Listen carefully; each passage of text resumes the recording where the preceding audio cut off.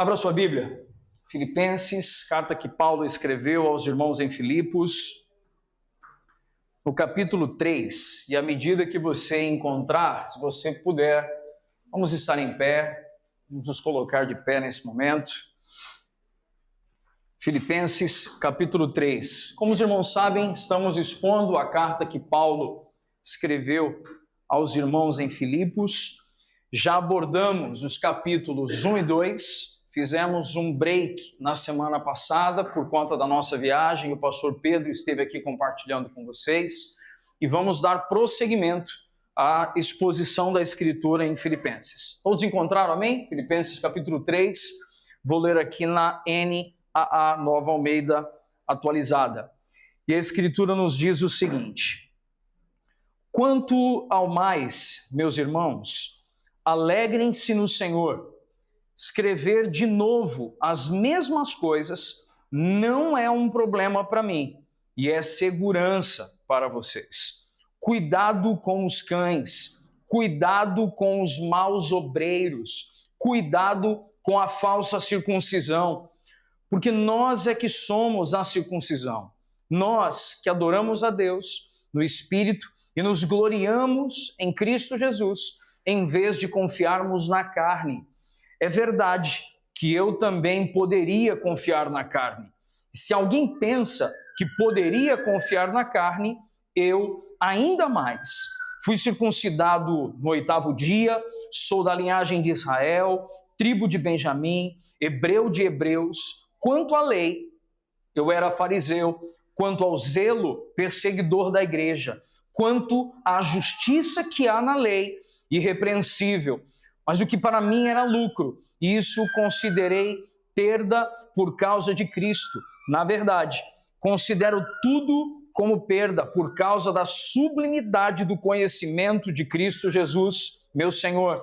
Por causa dele, perdi todas as coisas e as considero como lixo para ganhar a Cristo e ser achado nele, não tendo justiça própria que procede da lei, mas aquela que é mediante a fé em Cristo, a justiça que procede de Deus, baseada na fé.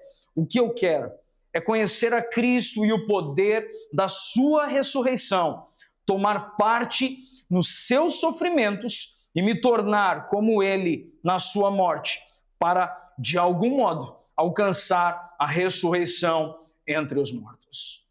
Vamos orar, irmãos? Feche seus olhos mais uma vez, vamos falar com o Senhor. Pai bondoso e querido, nós queremos nesse momento, nessa manhã de domingo, onde nos reunimos para lembrar, Pai, que o Senhor, em uma manhã de domingo, levantou dentre os mortos, inaugurando uma nova humanidade por meio da Tua vida, morte e ressurreição.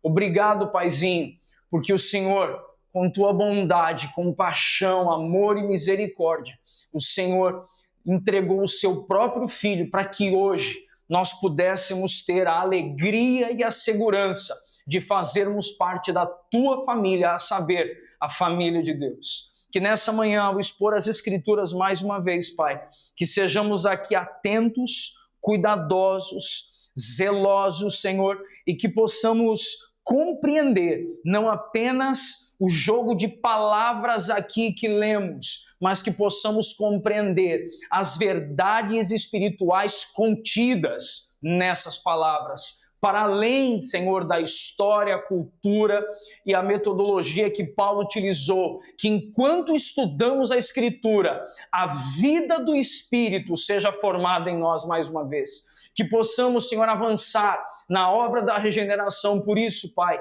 queremos mais uma vez coletivamente te pedir perdão, Senhor, pelos nossos erros, pelos nossos pecados, pelas nossas falhas, Senhor, por todas as vezes que transgredimos a lei do Senhor, mas também te somos gratos, Pai, por Tua bondade, graça, amor e misericórdia, porque nelas nos apoiamos, estamos escondidos em Cristo Jesus, a fim, Senhor, de que possamos estar sempre, Pai, compreendendo a soberana vocação em Cristo Jesus, aquilo que o Senhor nos chamou para viver de modo digno da vocação que recebemos, expressando aqui na terra uma vida piedosa, como essência, Pai, dessa série de mensagens que estamos compartilhando. Vem, Senhor, agora aquietar a nossa mente por meio do Teu Espírito. Vem acalmar, Pai, os nossos corações. Vem, Senhor, trazer aquilo que aprendemos em João, transformar aquilo que é tristeza em alegria. Há tristezas interiores em irmãos aqui, que por meio do Evangelho de Cristo podemos compreender a Tua obra em nosso interior. Por isso, vem transformar conceitos humanos em verdades espirituais aqui dentro de nós, Pai. E assim clamamos, para que o Senhor venha operar livremente entre nós, enquanto a Tua palavra é exposta. Que irmãos aqui sejam libertos, que irmãos aqui sejam renovados, sejam restaurados, que irmãos aqui sejam quebrados também, Senhor, a fim de que não sejamos arrogantes, soberbos ou orgulhosos, mas que o Teu Espírito venha avançar na obra da regeneração em nosso interior. Em nome de Jesus. Amém, amém. Pode se sentar, meu irmão. Irmão, que alegria. Eu tenho um esboço de 12 páginas para nós essa manhã, nos 11 primeiros versículos de Filipenses capítulo 3. E vamos, uma página a cada 2 minutos aqui, vamos ver o que dá. Mas o Senhor tem nos guiado, né, irmãos, em navegar na Escritura. Isso tem sido para nós uma importante realidade na nossa escolha do ser igreja. Então vamos iniciar aqui o compartilhar.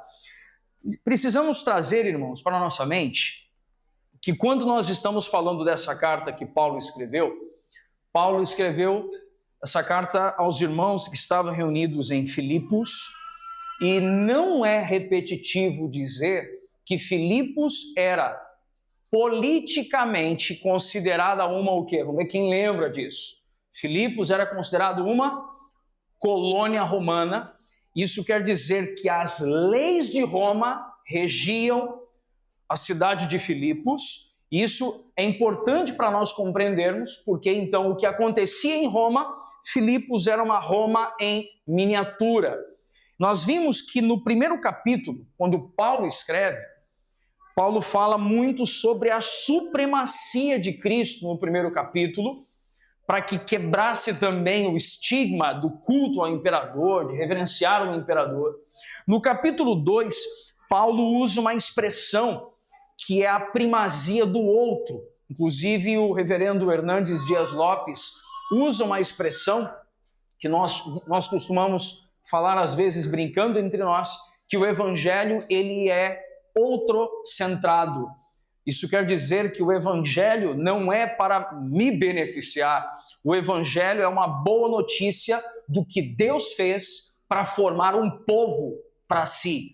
Por isso, quando a gente fala sobre Deus tem um propósito na sua vida, Deus tem um chamado na sua vida. Na verdade, irmãos, Deus tem um chamado para formar para si um povo. O evangelho é sobre coletivo, um povo, e não sobre apenas o individual, embora ele salve indivíduos para inseri-los em um povo, para chamá-lo de seu povo. Os irmãos estão compreendendo isso?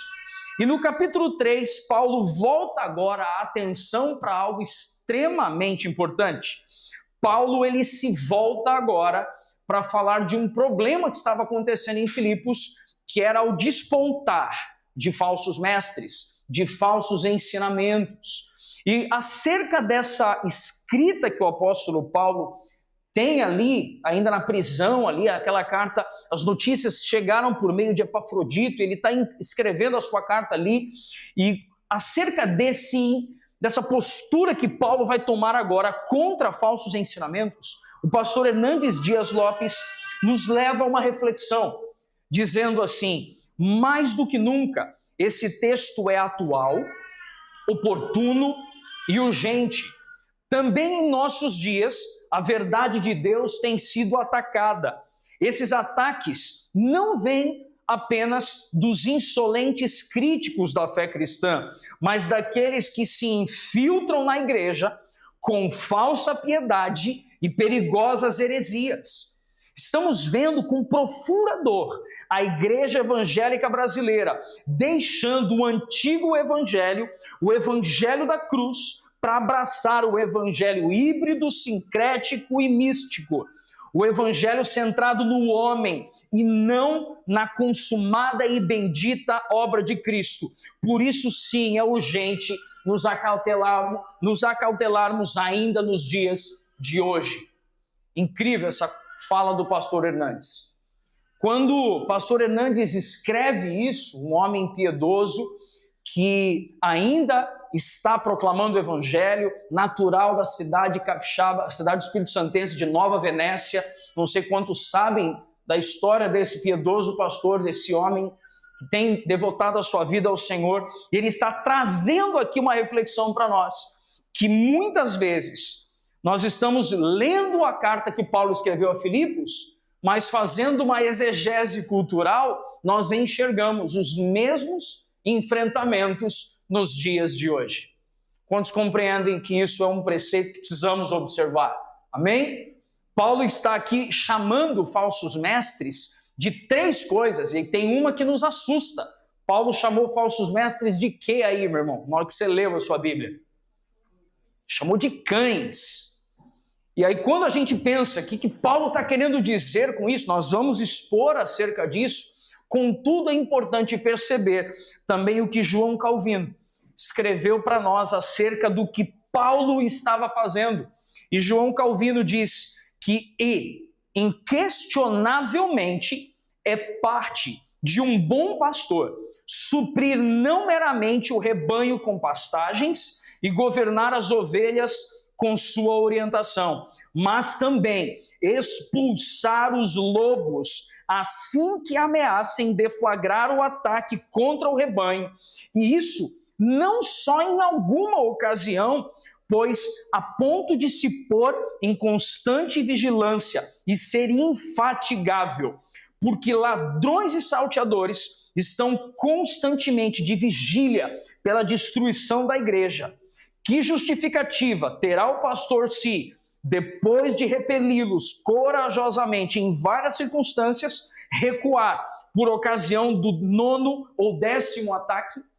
E João Calvino, quando faz um comentário acerca da exposição de Paulo em Filipenses 3, ele está dizendo que era papel do apóstolo Paulo, que foi o plantador da igreja em Filipos, em defender vorazmente a fidelidade da mensagem proclamada naquela cidade. Os irmãos estão compreendendo esse preceito aqui, amém? Sabe o que nós estamos vendo que está acontecendo agora aqui em Filipos?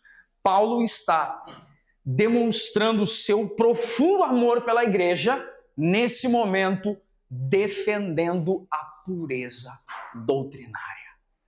Os irmãos ouviram isso?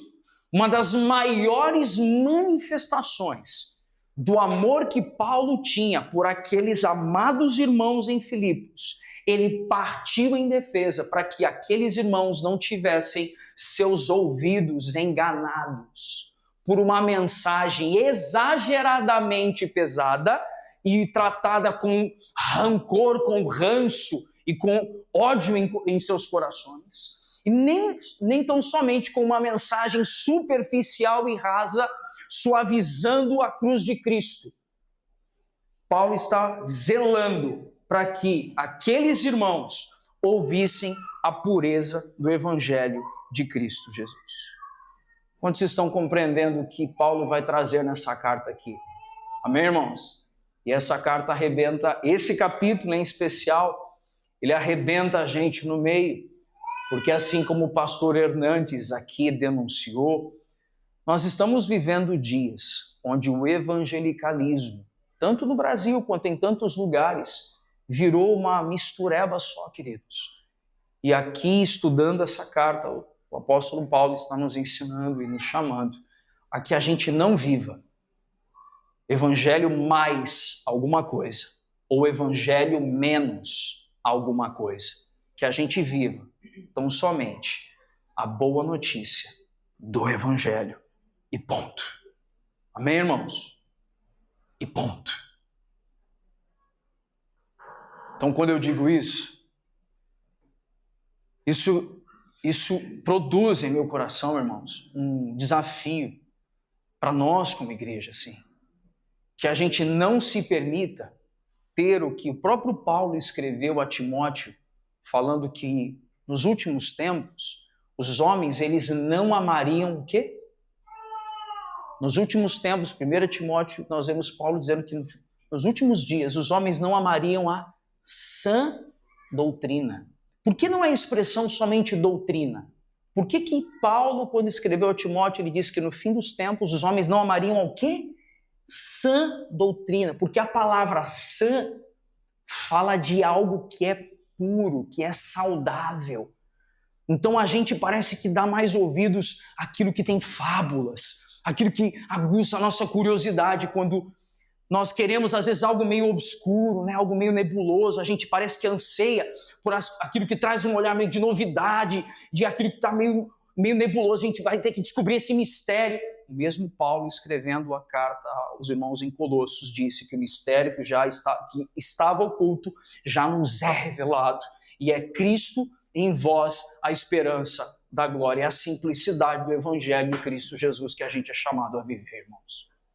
Amém, irmãos? Nem mais, nem menos. Não é nem pesando humanamente a mensagem, sendo estúpido e grosseiro com o rebanho, nem olhar para o rebanho e, meu lindo, não, irmãos. Eu sou feio, você também, receba, entendeu? Começa a mentir. Exato. Sabe por quê, irmãos? Porque nós não podemos mudar o tom da mensagem. A ofensa é a ofensa da cruz de Cristo.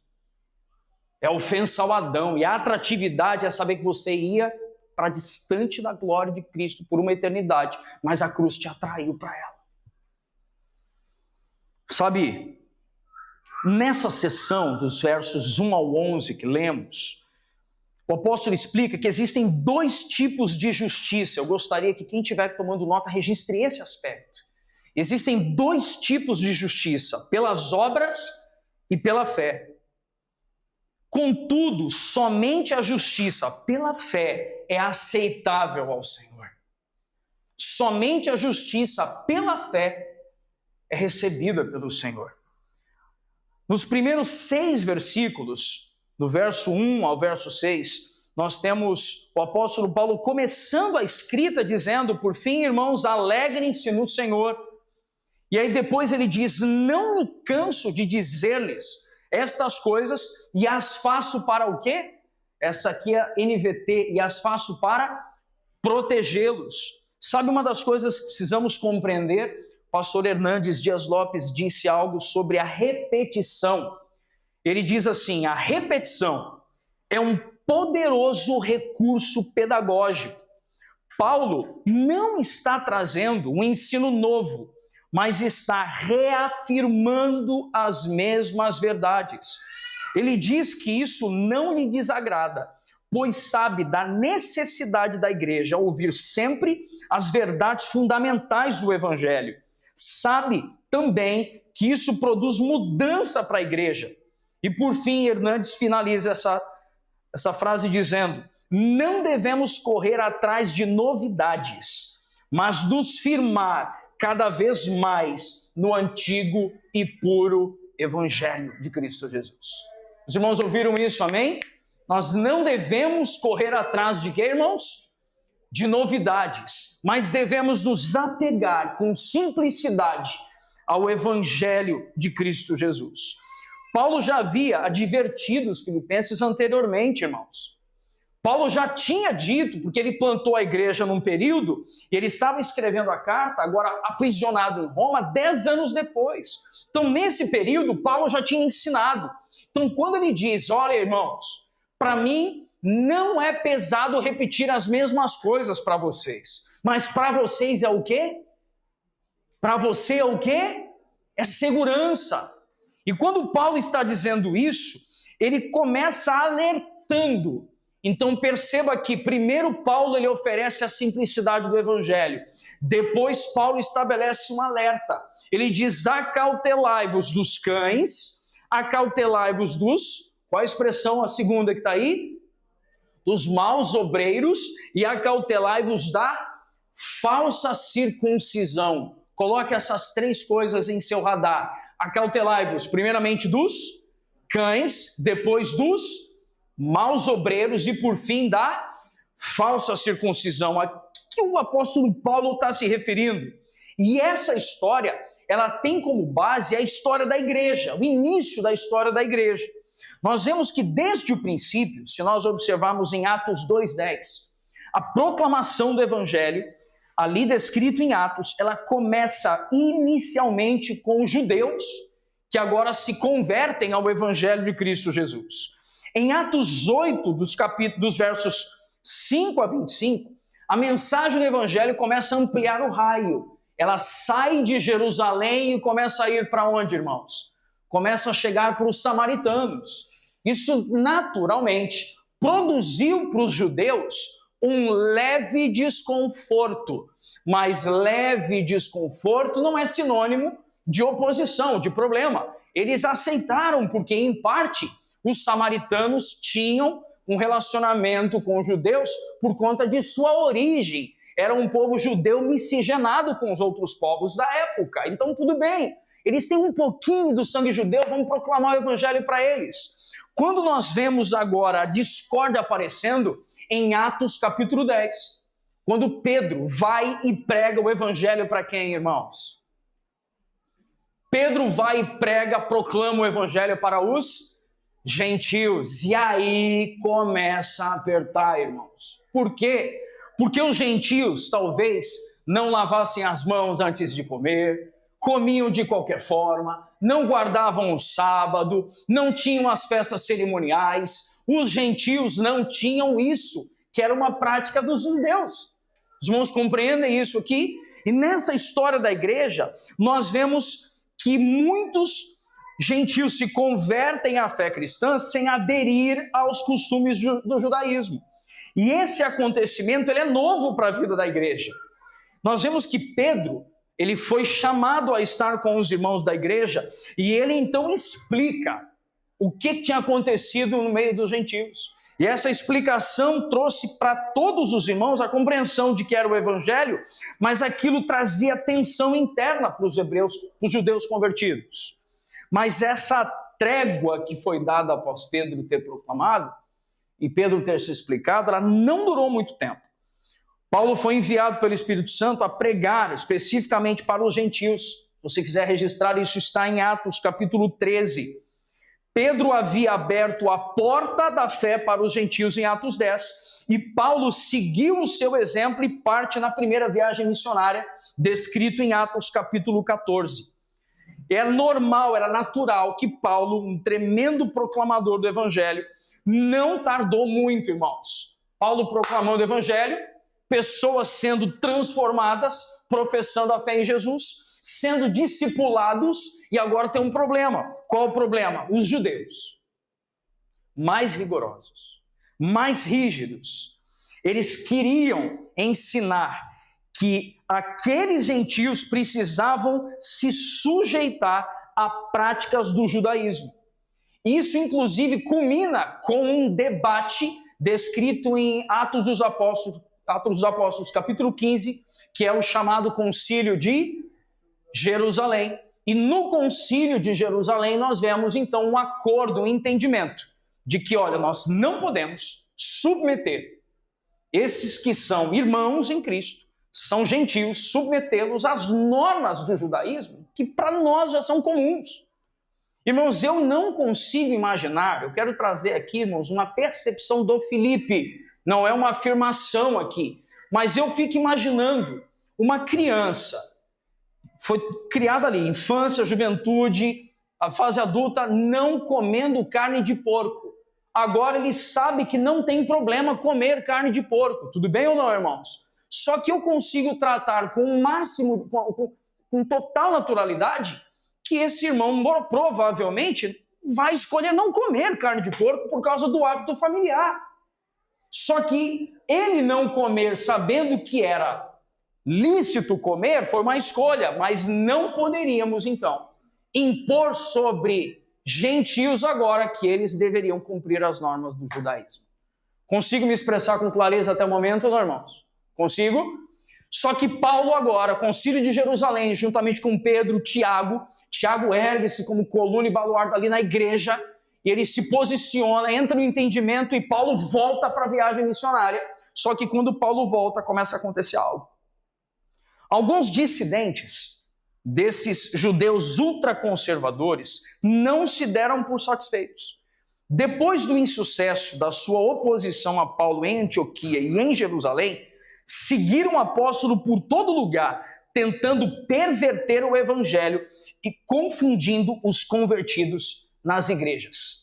Então, o que essas pessoas agora estavam fazendo? E os estudiosos da Bíblia chamam esse grupo de falsos mestres que tentavam fazer algo. Eu gostaria que os irmãos percebessem isso. Eles tentavam misturar, eles tentavam conciliar a lei e a graça. E os estudiosos chamam essas pessoas de judaizantes. Ouviu essa expressão ou não, irmãos? Então, a partir de agora, todas as vezes que nós ouvirmos a expressão mestres judaizantes, o que nós estamos entendendo? Eram judeus convertidos ao evangelho, contudo, para eles, os elementos da lei deveriam ser praticados por todos. Os irmãos compreenderam esse cenário ou não? E é importante compreendermos isso, porque foi exatamente com base nisso que Paulo teve que enfrentar um problema acontecendo em outra igreja na região da Galácia. A chamada carta a quem, então, irmãos? Aos Gálatas. E quando Paulo duramente escreveu uma carta aos irmãos da Galácia, porque mestres judaizantes tinham entrado no meio do rebanho para perverter o evangelho. Estavam pegando o evangelho mais alguma coisa. Evangelho mais alguma coisa igual a anátema, maldito seja. Amém, queridos? E o que Paulo vai e fala, inclusive, para os irmãos da Galácia? Paulo se ergue dizendo, ó insensatos Gálatas, quem vos enfeitiçou para que tão rapidamente vocês abandonassem a pureza do evangelho? Porque estavam trazendo para o evangelho elementos ainda presentes no ritualismo judaico. E esses mestres judaizantes, eles não estavam de fora para dentro apenas. A Bíblia diz que eles se infiltravam na igreja. Você ouviu o que eu disse aqui, amém ou não? Eles o que, irmãos? Se infiltravam na igreja. E eles corrompiam a pureza da mensagem de dentro para fora. Por isso João Calvino fala da importância de Paulo como o pastor plantador daquela igreja em Filipos se erguer vorazmente, dizendo, acautelai-vos dos cães, dos maus obreiros e da falsa circuncisão. Por isso, irmão, que você não vai me ver pregar com uma estola sacerdotal com a bandeirinha de Israel aqui, sabe por quê? Porque nós somos gentios. Ouviu o que eu disse ou não, irmãos? Nós somos o quê, irmãos? Gentios. Porque tem que ir lá e trazer não sei o quê e botar na parede e tal, blá, blá, blá. Você é gentil, irmão. Você é gentil. A mensagem do evangelho, ela é mais simples do que a gente às vezes inventa. Amém até aqui ou não, irmãos? Sabe, pastor Hernandes Dias Lopes, declarando algo, disse, os judaizantes atacavam pela base a doutrina da salvação unicamente pela graça e tratavam de substituí-la por um misto de favor divino e mérito humano, com ênfase sobre o último. Então, sempre que os judaizantes chegavam, eles falavam assim, realmente, a salvação é pela graça, mas tem que cumprir a lei. Eu quero dizer para você, irmãos, que eu e você seremos péssimos cumpridores da lei. O único que cumpriu toda a lei foi Cristo Jesus, o Verbo encarnado que habitou entre nós. E é por meio da sua justiça que nós somos justificados, porque não há em nós bondade alguma. Porque se nós deixarmos o nosso corpo fazer aquilo que ele quer, nós iremos rapidamente para arder no fogo do inferno. Pastor, dura essa mensagem. Calma, irmão. Paulo está protegendo a igreja dos falsos mestres. Paulo está revelando amor e cuidado quando ele é duro nas palavras dele aqui. Quantos estão comigo até o presente momento, irmãos? É esse grupo de judaizantes que Paulo aqui bate, e ele usa 3 expressões. Primeiramente, todos compreenderam sobre os judaizantes até o momento, irmãos? Amém? Primeiramente, ele chama os judaizantes de quê? Cães. Depois ele chama de maus obreiros e, por fim, de falsa circuncisão. Luana, Werner de Boer, acerca de judaizantes como cães, nos instrui. Porque quando a gente fala de cães, deixa eu fazer uma pergunta aqui. Quantos tem cães em casa aqui? Quando você pensa em cão, você pensa no quê? Ai, que fofinho, né? O honesto, aquela carinha peluda e tal. O seu é Calvino, né? O seu é Calvino, né? É? A Lutero, Calvino é do Vieira, verdade. Lutero. Aí tem um outro que tem o Frederico e tal. Aí o cachorro, irmão, vai pro pet shop e penteia, e passa perfuminho e tal. Tem plano de saúde para cachorro. Tudo bem ou não? Deus que me livre, irmão. Mas tudo bem. Preste atenção no que o Werner de Boer traz para a gente acerca dos cães aqui. No Antigo Oriente, o cão não era o companheiro fiel e amado do ser humano, mas um animal semi-selvagem que vagueava em matilhas, caçando a presa aos latidos. É assim que Paulo vê os adversários metendo o nariz e latindo suas heresias em todas as regiões. Cães ainda é o termo que os judeus usavam em relação aos gentios. Eles os consideravam indignos e abomináveis. Eles viam os gentios, olha isso, irmãos, os judeus viam os gentios apenas como combustíveis do fogo do inferno. Paulo inverte os papéis e se refere aos falsos mestres como cães, ou seja, aqueles que viviam perambulando ao redor das igrejas gentias, tentando abocanhar prosélitos e ganhar novos adeptos ao seu modo de pensar.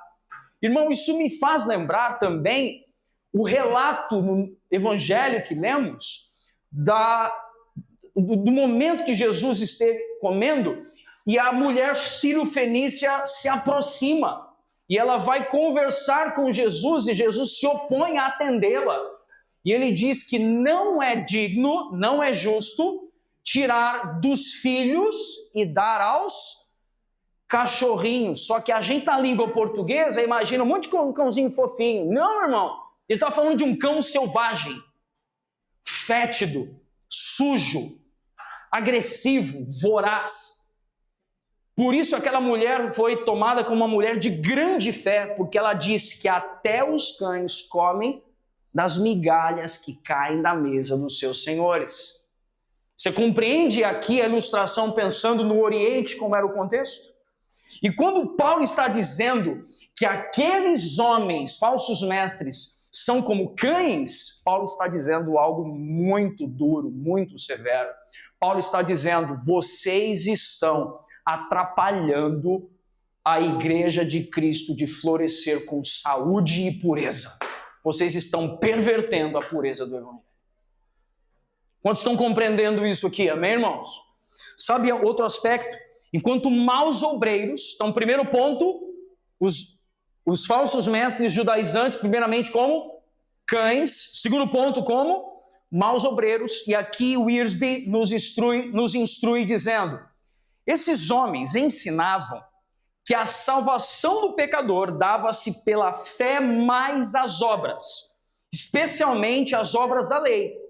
Paulo declara que suas boas obras, na verdade, são obras perversas, pois são realizadas pela carne, pela velha natureza, e não pelo Espírito, glorificando o obreiro e não a Cristo. Sabe o que Paulo estava dizendo, e o Wiersbe aqui nos chamando a atenção, que quando Paulo escreve, Paulo está dizendo, esses maus obreiros estão dizendo que a salvação é graça mais obras. Irmão, preste atenção numa coisa. Com todo carinho, precisamos organizar isso na vida da nossa igreja local. e compartilharmos verdades espirituais com pessoas às quais tivermos acesso ao coração delas. Nós não podemos focar e enfatizar a realização de obras, porque a salvação é pela graça mediante a fé em Cristo Jesus. Contudo, todo salvo produz boas obras. Os irmãos compreendem esse paralelo ou não? Então o que Paulo estava dizendo? Vocês estão afirmando que tem que fazer o quê? As obras da lei. Só que eu quero dizer para vocês que não é pela graça mediante a fé em Cristo Jesus. E nós não podemos ali elevar o homem por causa da prática das obras e não atribuir a glória a Cristo. William Hendrickson diz que eles eram maus obreiros, pois em vez de cooperarem para a boa causa, a prejudicavam. Eles desviavam a atenção de Cristo e sua redenção perfeita e fixavam a atenção do povo em rituais ultrapassados e em obras humanas. Os irmãos perceberam o perigo disso, amém ou não? Preste atenção. Eles desviavam a atenção de Cristo e de sua redenção perfeita e a fixavam em rituais ultrapassados e em obras humanas. Você sabe o que esse texto está nos trazendo, irmãos? De que nós precisamos compreender que tudo quanto somos, irmãos, a nossa natureza, ela é profundamente má e corrupta. E somente por meio da graça que há em Cristo Jesus é que podemos produzir boas obras. Eu fiz uma anotação de que o esforço humano aqui, irmãos, ele não pode produzir algo que somente por meio do Espírito será revelado. Irmãos. O bom testemunho, genuíno, verdadeiro e autêntico só pode ser revelado pela vida do Espírito no nosso interior. Quantos creem nisso aí, irmãos? Terceiro tópico que ele entra é falando sobre a falsa circuncisão. E a falsa circuncisão, ela fala sobre a mutilação. Os judaizantes acreditavam que a circuncisão era essencial para a salvação. Paulo afirma que a circuncisão em si não passa de mutilação. A verdadeira experiência cristã é uma circuncisão espiritual em Cristo. Não requer uma operação física. Preste atenção em uma expressão aqui declarada pelo pastor Hernandes. Os mestres judaizantes trocaram a graça de Deus por um rito físico. Vou repetir isso. Os mestres judaizantes trocaram o quê, irmãos? A graça de Deus por um rito físico. Eles se vangloriavam de uma incisão na carne, em vez de uma mudança no coração.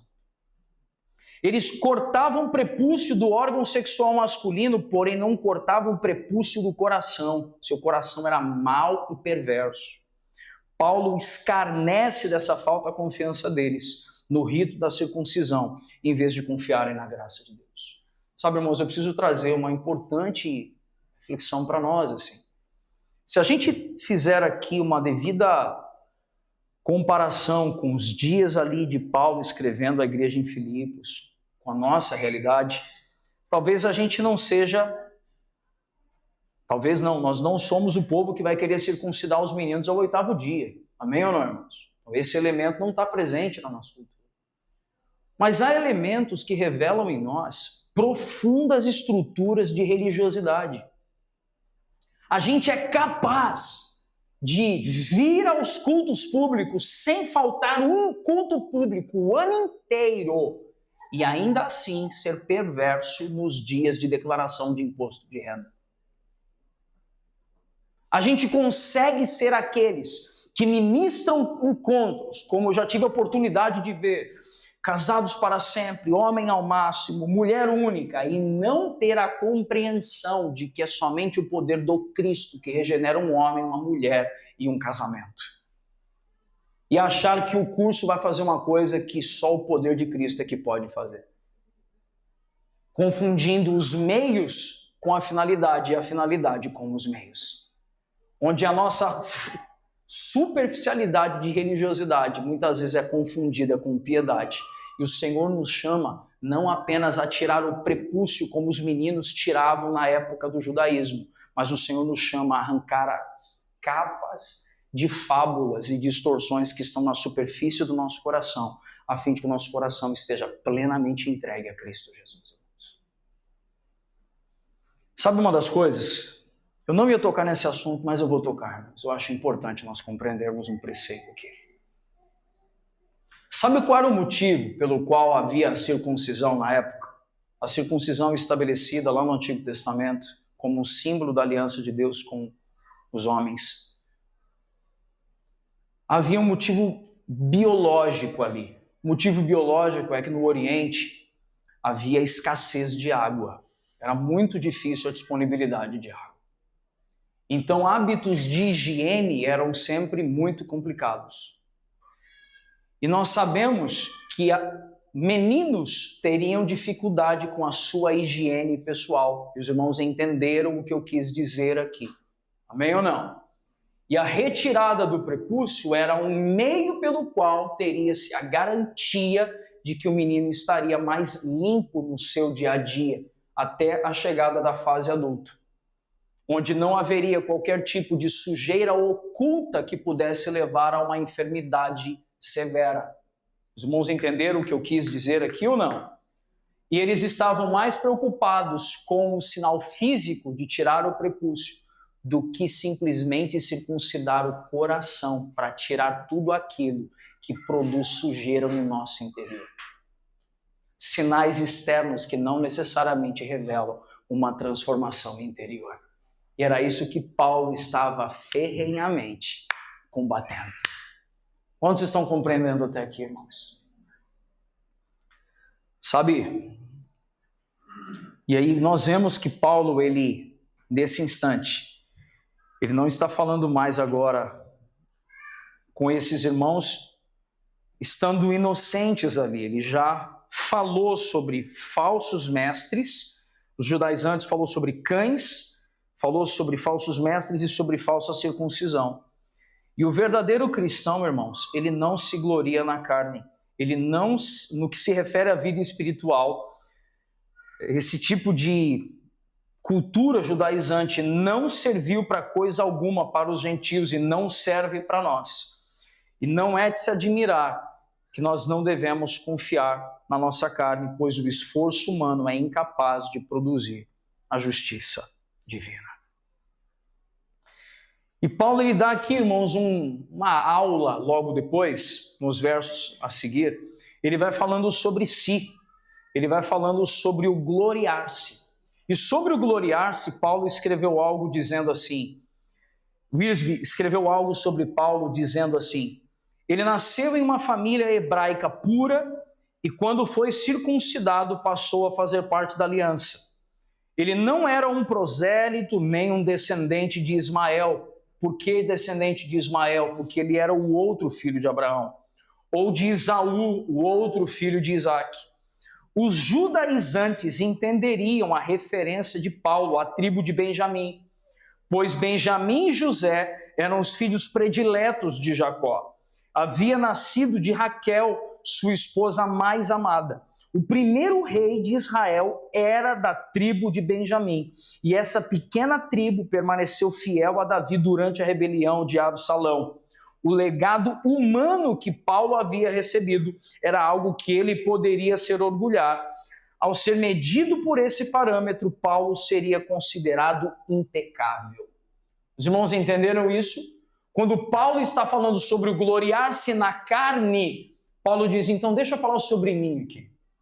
E aí Wesley, quando Paulo começa a falar sobre si, Paulo, perante a lei, ele era impecável.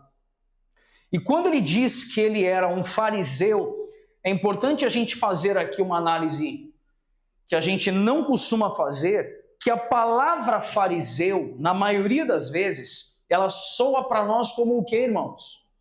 Falou de fariseu, a gente atribui imediatamente ao quê, irmãos? A pessoas com um alto grau de quê? De religiosidade, de superficialidade. Não é verdade? Contudo, eu gostaria que você ouvisse que os fariseus, eles tiveram a sua origem no período intertestamentário em reação ao que havia de excesso de judeus negligentes e indiferentes. A sua alta consideração pela lei de Deus é digna de admiração. O seu maior equívoco foi dar excessivo valor ao sistema legalista de interpretação que os escribas impuseram sobre a lei, sepultando-a sob o peso das suas tradições.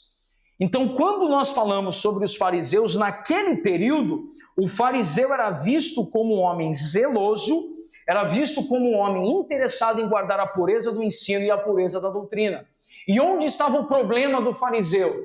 Ele atribuir à prática da lei um valor mais elevado do que o próprio evangelho e não ter reconhecido que Cristo, de fato, era o Verbo de Deus, o Verbo encarnado. A essa altura, a gente pode talvez se perguntar, como era possível um homem tão sincero quanto Saulo de Tarso estar tão errado? A resposta é muito simples. Ele usou os parâmetros errados. Ao olhar para si mesmo ou para os outros, Paulo considerava-se justo. Preste atenção nisso. Ao olhar para quem? Para si mesmo e para os outros, esse homem considerava-se o quê, então? Melhor do que todos, considerava-se justo. Hernandes Dias Lopes, acerca dessa inclinação de Paulo antes de sua conversão, diz que essa irrepreensibilidade não era moral, mas religiosa. A palavra grega usada por Paulo, a palavra amemptos, traz a ideia de culpar por pecados de omissão. Assim, o que ele afirma é que não existe nenhuma exigência da lei que ele não tinha cumprido. É interessante observar que nós não estamos falando de uma irrepreensibilidade moral, mas falando da lei. Isso quer dizer que Paulo poderia ser um bom cumpridor da lei, mas seu coração ainda ser profundamente corrupto. Os irmãos ouviram isso? E o que isso faz com as nossas estruturas de religiosidade, irmãos? Sabe por quê? Porque para todo mundo que conhecia Saulo de Tarso, educado aos pés de Gamaliel, o cara que fazia tudo certinho, o cara que era o cumpridor da lei, esse cara é cheio de Deus. Sim ou não, irmãos? Esse cara, contudo, irmãos, Paulo, em certo momento, na estrada, caminho de Damasco, ele teve um encontro profundo com aquele que é a verdade. Cristo Jesus não tem a verdade, Cristo Jesus é a verdade. E a verdade ilumina, irmãos.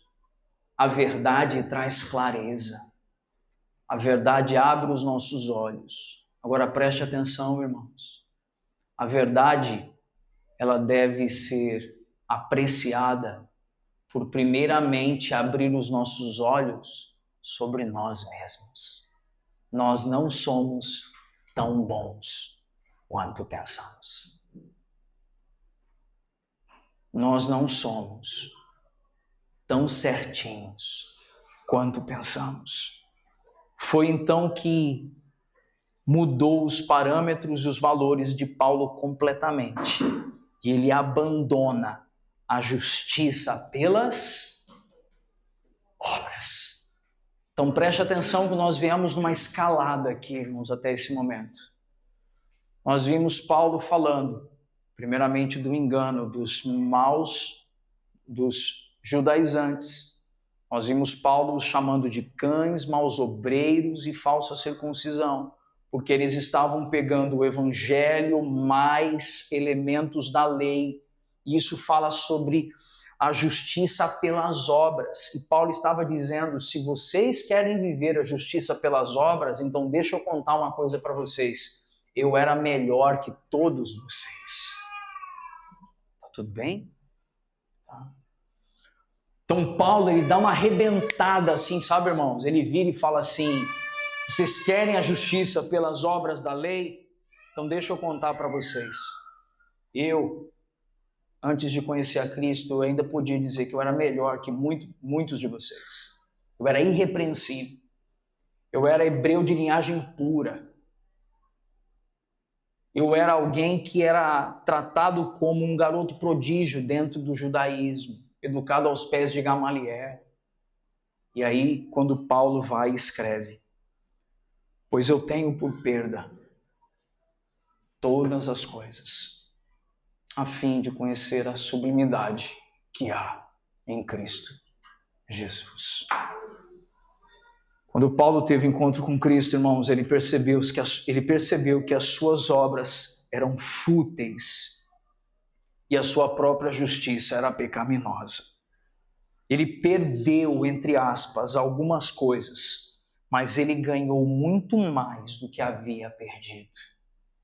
Sabe, irmãos, um real encontro com Cristo, um real encontro com o Evangelho de Cristo, vai fazer com que a gente pegue coisas que nos são muito importantes e as veja como secundárias. A nossa reputação, irmãos, como a gente valoriza, não é verdade? É ou não é verdade? Sim.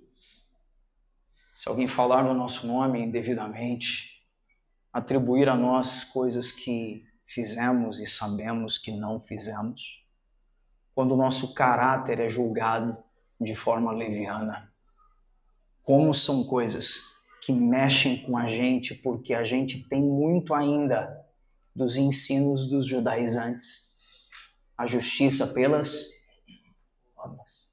Isso está mais na gente do que a gente pensa, irmãos. Por isso que o convite da série de mensagens que estamos compartilhando para ter uma vida piedosa é aprender com o que Paulo estava ensinando aos irmãos em Filipos. Abra mão daquilo que não tem valor eterno. Abra mão daquilo que não é para a vida e para a piedade. Paulo ele tinha a oportunidade de se orgulhar da sua herança. Mas quando ele tem ali um contato com Cristo, algo interessante aconteceu. Wiersbe diz que converter-se ao cristianismo não o tornou menos judeu. Na verdade, fez dele um judeu completo, um verdadeiro filho de Abraão, tanto em termos espirituais quanto físicos. Ele também não rebaixou os seus padrões de moralidade ao perceber que a religião farisaica era superficial. Em vez disso, ele aceitou o padrão ainda mais elevado de vida, a vida em conformidade com Cristo. Quando uma pessoa se torna cristã, Deus remove o que é pernicioso e aperfeiçoa o que é bom. Sabe, irmãos, essa mensagem de hoje em especial, eu vejo que o Senhor começou a atacar em nós assim, estruturas de religiosidade. Eu vejo que o Senhor começou a tratar assim, o Senhor já vem tratando conosco ao longo dos anos, mas em especial nas últimas semanas, percebo que a tônica dessa mensagem para a gente não confiar nas obras da carne, irmãos. Não confiar em nós mesmos. Quando Paulo se refere ao conhecimento de Cristo, ele se refere a algo muito maior do que o conhecimento sobre Cristo, pois Paulo possuía um tipo de informação histórica antes de ser salvo. Ter conhecimento de Cristo significa ter um relacionamento com Cristo pela fé. Nós, quando falamos sobre Paulo ter a postura de abrir mão de algumas coisas que lhe eram proveitosas, Paulo não abriu mão das coisas que lhe eram proveitosas simplesmente porque eu vou ter um pensamento positivo de que vai dar certo. Faz até a figazinha assim, né? Forma nenhuma, irmãos. Paulo abriu mão daquilo que lhe era precioso na terra porque ele viu a sublimidade do que há em Cristo Jesus. E quando nós enxergamos isso, nós vemos que o amor de Cristo constrangeu de tal forma que o seu amor por Cristo o levou a renunciar tudo o que antes lhe parecia vantajoso. Paulo está nesse momento dizendo claramente para os filipenses, ele está dizendo assim: irmãos, por favor, não confiem nas obras da carne. Não confie na justiça pelas obras, porque eu era muito melhor do que vocês. Contudo, assim como eu abri mão de tudo isso a fim de conhecer a Cristo de modo sublime, que vocês possam também se dedicar a conhecer a Cristo de modo sublime. Quando vivia debaixo da lei, tudo o que Paulo tinha a seu dispor era uma série de regras. Mas em Cristo ganhou um amigo, um mestre, um companheiro e um Senhor. E agora ele finaliza esse texto no verso 11 dizendo: quero conhecer a Cristo e experimentar o grande poder que o ressuscitou. Quero sofrer com ele, participando de sua morte, para de alguma forma alcançar a ressurreição entre os mortos. E para encerrarmos esse compartilhar, antes de cearmos juntos, Paulo ele viveu para Cristo porque morreu para si mesmo. Ele tomou a sua cruz diariamente e seguiu o Mestre. O resultado da sua morte foi uma ressurreição espiritual que o levou a andar em novidade de vida. O apóstolo resume a sua experiência toda em Gálatas 2:20, quando ele diz que já está crucificado com Cristo, e já não é mais ele que vive, mas sim Cristo, vivendo por meio dele. E acerca disso, finalizo esse compartilhar da manhã de hoje com uma citação de Hernandes Dias Lopes, quando diz: ser cristão não é apenas ter em mente as doutrinas do cristianismo, mas ter um íntimo relacionamento com Cristo. Esse relacionamento não é tão somente intelectual, sobretudo também uma experiência pessoal com o Senhor.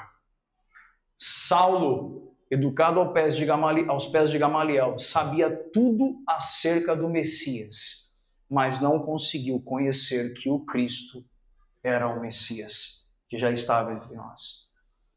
E que a gente possa, com o compartilhar dessa manhã, irmãos, nós sejamos levados a zelar pela doutrina com piedade. Os irmãos ouviram isso? Zelo pela doutrina, mas com o coração cheio de piedade. De fato, como foi especial para mim compartilhar esse sermão. Até porque eu tenho um perfil que os irmãos conhecem esse perfil. Eu não gosto de ser alguém que ataca vorazmente algumas situações. Contudo, quando eu passo a mergulhar um pouco mais nas Escrituras, irmãos, eu também tenho sido mudado e transformado em muitas áreas da minha vida.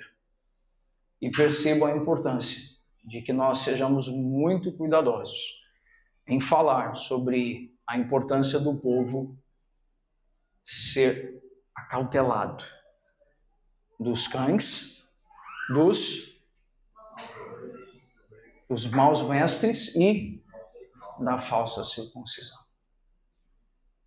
Nós precisamos, irmãos, zelar pela doutrina bíblica e por uma vida piedosa. Amém, irmãos? Vamos orar, vamos falar com o Senhor? Feche seus olhos aí em seu lugar.